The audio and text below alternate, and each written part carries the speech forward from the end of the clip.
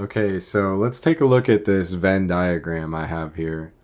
Now, everything outside of this middle part would be considered in the realm of duality.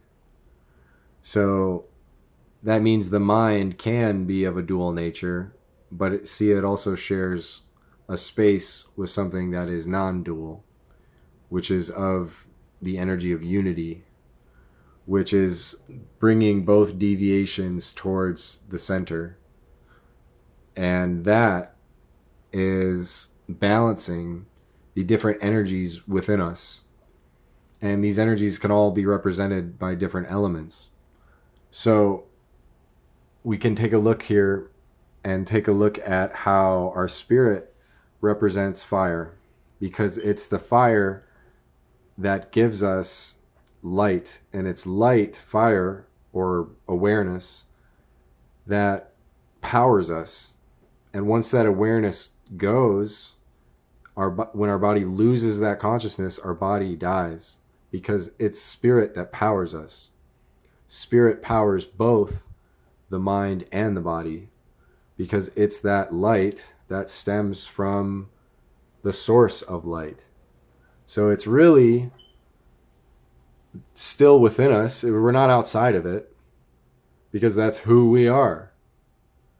So within that light, though, is within a human body. It's within a manifested being. It's light manifested. And that means I'm of spirit, but I'm also of the earth. So I'm of the, spiritual realm, and I'm of the earth realm. I'm of a dual nature here. And because of that, I must find the balance between the two to access wisdom. And that's because spirit is wisdom. How do we get truth? What inspires us? What resonates with you? That is how we get mindful. It's how we learn things. Because what you pay attention to, you learn.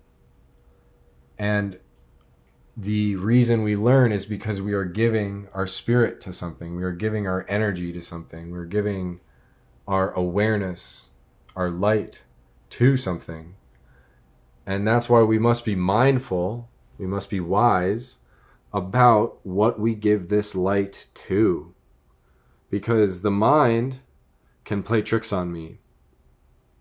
I can be fooled by the mind, because the mind is of a dual nature. So there could be truth and there can be falsity. And down here, the body can also lie to me. And I could be fooled by my feelings. So I could be fooled by my thoughts, and I could be fooled by my feelings. But when I find the thoughts that align with the feelings and I see them from a higher perspective, that's when I unlock knowing.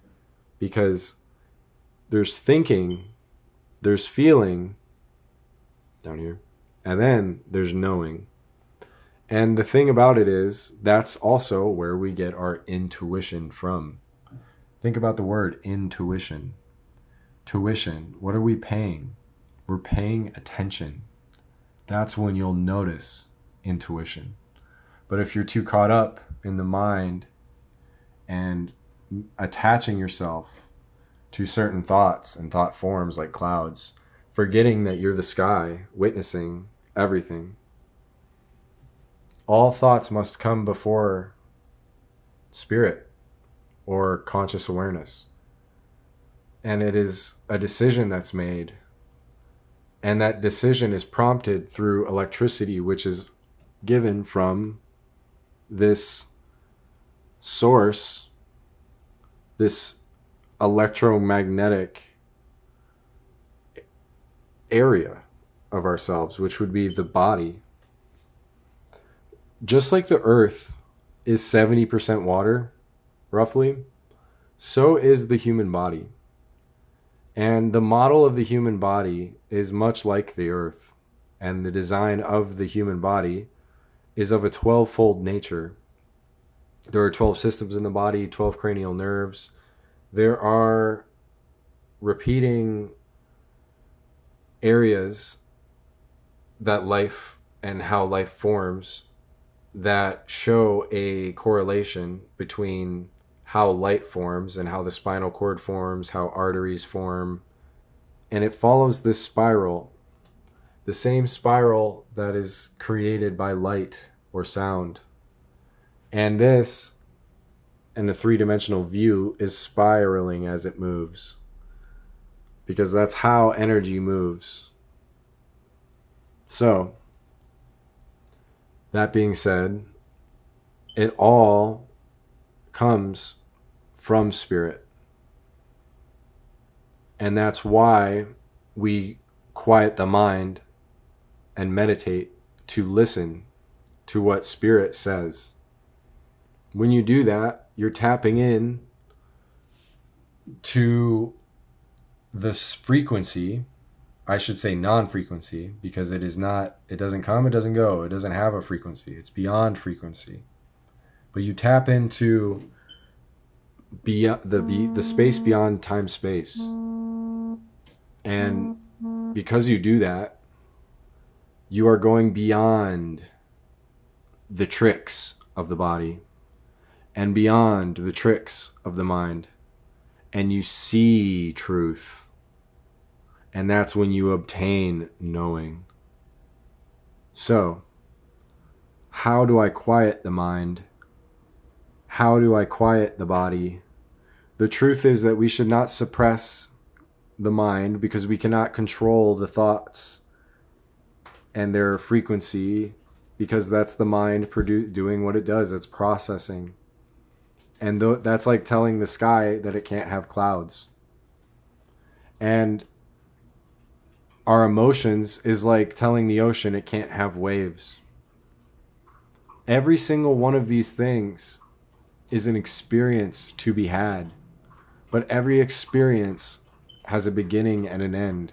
And we choose which experiences are valuable to us based on the emotions of resonation that they have with us. So I can think 70 to 90,000 thoughts, they say, a day. Now that means that I'm attaching myself to certain ones, because they also say 90% of the thoughts I think were the same as yesterday. So I'm attaching myself to certain thoughts. And those thoughts can determine my mood, because the body reacts to what the mind tells it. But who controls the mind?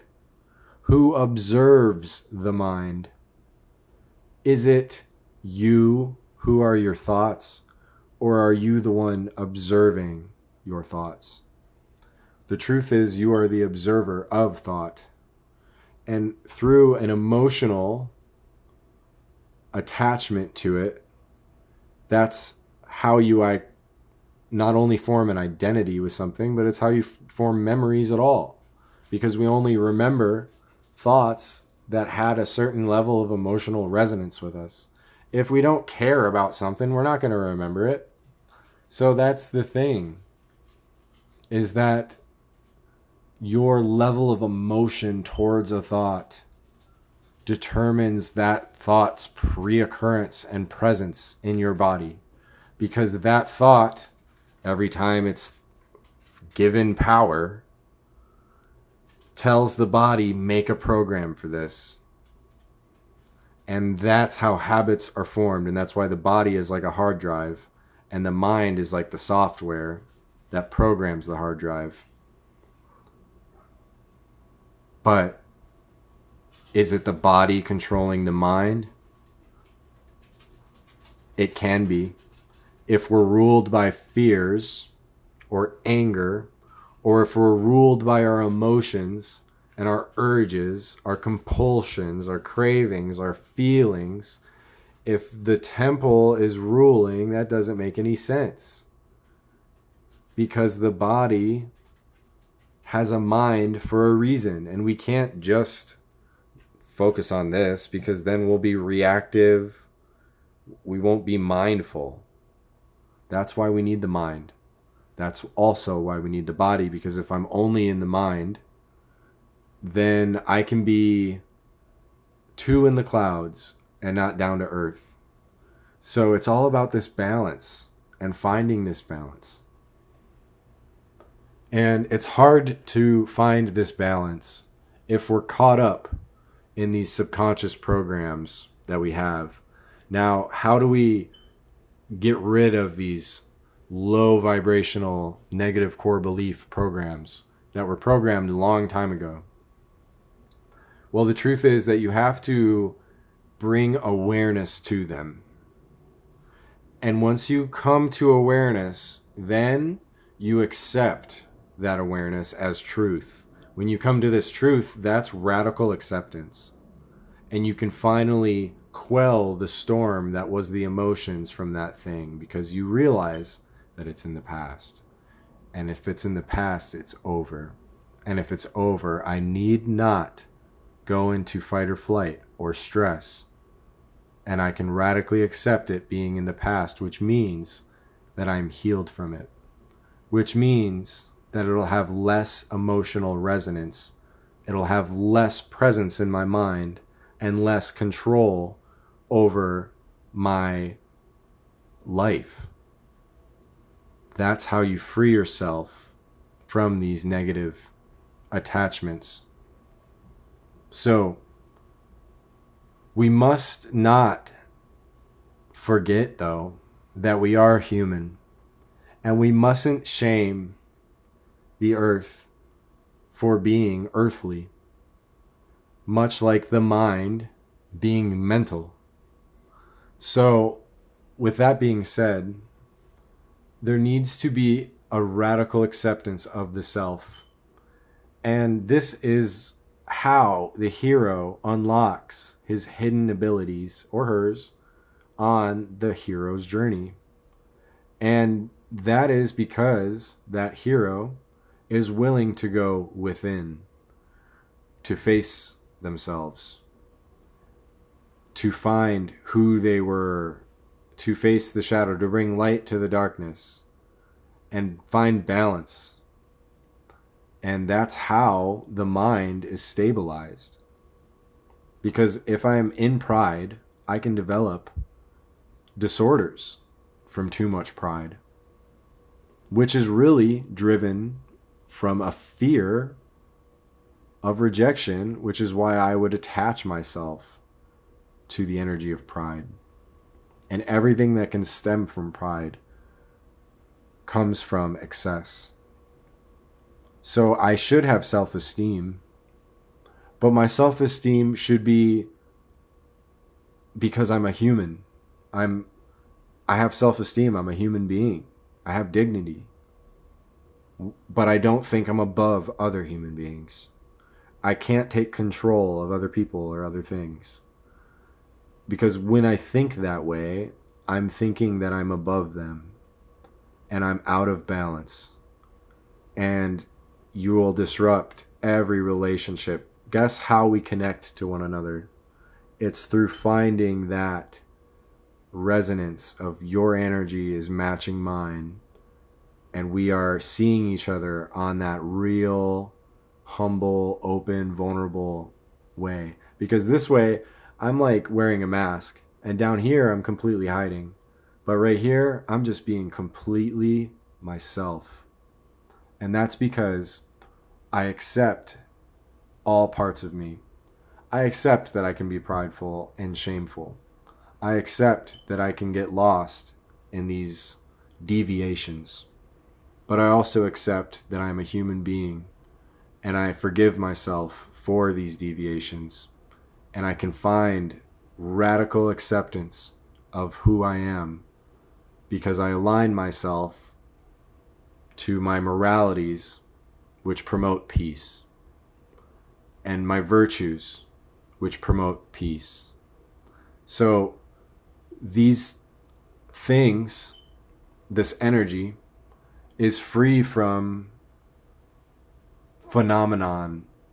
It merely is, and it simply is. It doesn't need to think it is or it isn't, Because here I'm thinking myself too much. I'm thinking of myself too highly.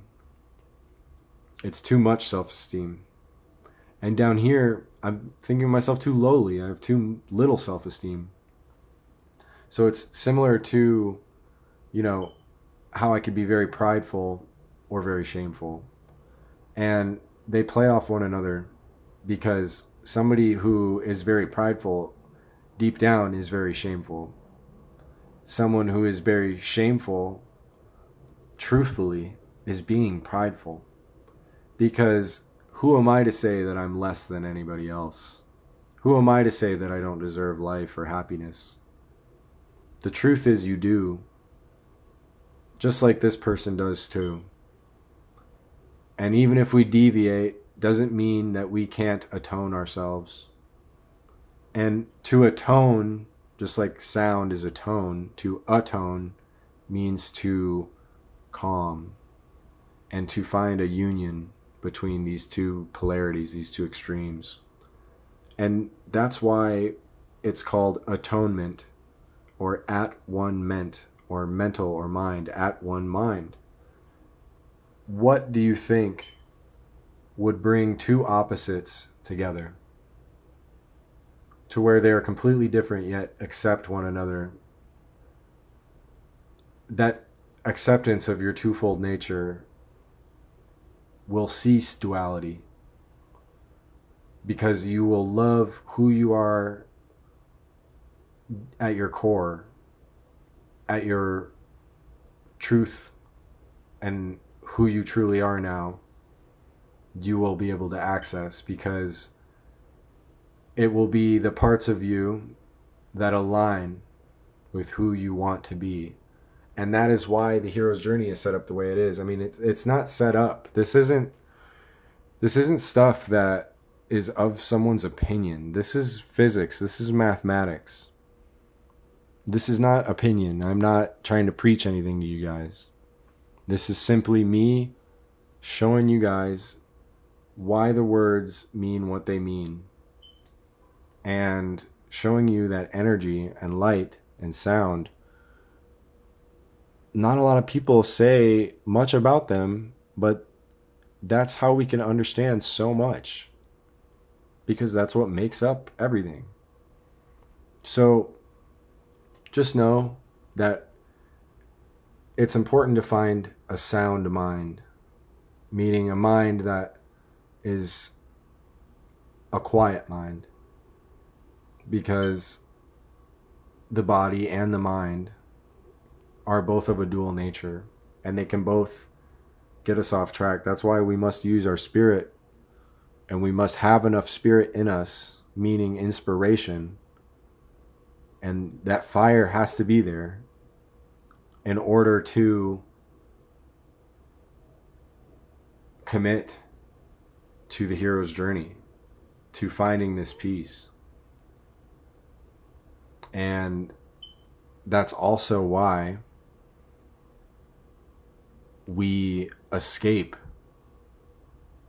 the stresses of the world of duality by remembering that we are not the duality. We are not the mind and body, yet we witness them, and they help us as we should help them. They are how we can experience this three-dimensional world. So we must honor them. You honor something by looking at it honestly. That's because the words honest and honor come from the same roots.